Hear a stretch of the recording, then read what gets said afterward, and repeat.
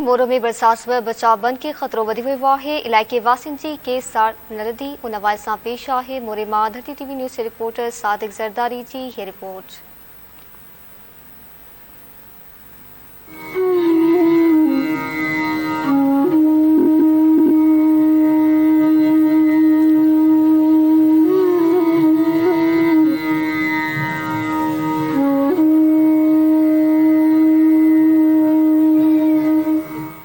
पानी आहे, हेॾां बरसाति जो पानी आहे ऐं यूसी सालियापुर में तव्हां हर कंहिं बि ॻोठ में वञो त जेॾां चो तरफ़ असांखे पाणी आहे।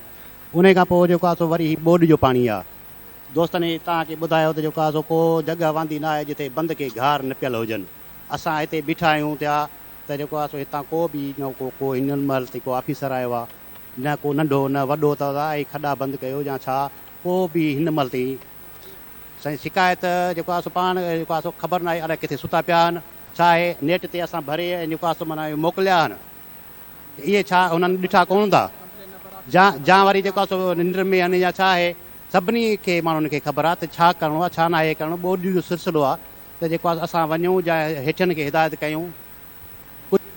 असांजा ही ॾिसो ॻोठ घर ॾिसो, को बि यूसी चेयरमैन ज़िले चेयरमैन को बि कामेरो वॾेरो को बि गवर्नमेंट जो माण्हू यूसी चेयरमैन असां वटि मीर आलमनी ॾिसो 28 जे मुंडे ते असां सां गॾु, पर हिन वक़्त ताईं बि लड़ी असां वटि न आयो आहे। तबा जेरा आयो मुआ आयो बच्चा आयो, 3 ॻोठनि जो पाणी असांजे ॻोठ में जमो आहे। अॼु 8 ॾींहं आहे, उनखे चयो अथऊं बाबा असांखे को कपिड़े जो पैंप असांखे वठी ॾियो त असां पाणी ई ट्रांसफर कयूं ॿाहिरि। असांजे ॿारनि खे चमड़े जी बीमारी थी वई आहे। असांखे 2 महीना थी विया आहिनि, रस्तो को बि कोन्हे, को बि वसाइल कोन्हे असां वटि। बराए महिरबानी ज़रा असांजे ॻोठ गांवर खान आलमाणी जा आस पास जेके ॻोठनि ॻोठ अलदाद आलमाणी सालेपुर सॼी यूसी सालेपुर हिते असां हींअर SM बंदि ते बीठा आहियूं। तव्हां हिन पासे बरसाति जो पाणी ॾिसी सघो था, हेॾां ॿोॾ जो पाणी ॾिसी सघो था।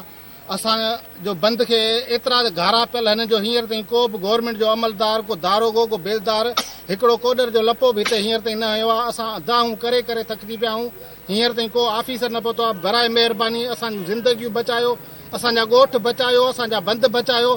असांजी इहा ई तव्हांखे इल्तिजा आहे, ॿियो असांखे न खपे, कुझु न खपे। असां पंहिंजो पाण बि गुज़र सफ़र करे सघूं था। महिरबानी करे असांजा बंदि असांजा ॻोठ बचायो त असांजूं ज़िंदगियूं बचायो जी।